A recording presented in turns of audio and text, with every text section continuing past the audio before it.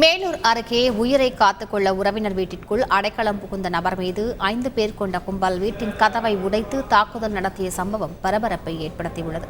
மதுரை மாவட்டம் மருதூரை சேர்ந்த விஜய் என்பவரை கொலை செய்யும் நோக்கில் சிலர் துரத்தியிருக்கின்றனர். உயிர் பிழைக்க ஓடிய விஜய் இரத்த காயத்துடன் அருகே இருந்த உறவினர் வீட்டிற்குள் தஞ்சம் அடைந்துள்ளார். இதனைத் தொடர்ந்து விஜய் தஞ்சமடைந்த வீட்டின் ஜன்னல் மற்றும் கதவுகளை உடைத்த அந்த கும்பல் விஜய் உள்ளிட்டோர் மீது தாக்குதல் நடத்தியது. அதில் காயமடைந்தவர்கள் மருத்துவமனையில் அனுமதிக்கப்பட்டுள்ளனர். இதுகுறித்த புகாரின் பெயரில் போலீசார் விசாரணை நடத்தி வரும் நிலையில் இது தொடர்பான காட்சிகள் சமூக வலைதளங்களில் பரவி வருகிறது.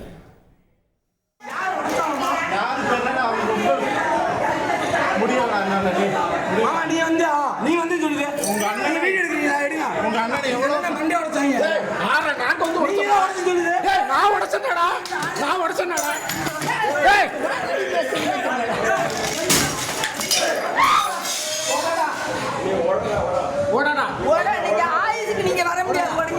குடிக்க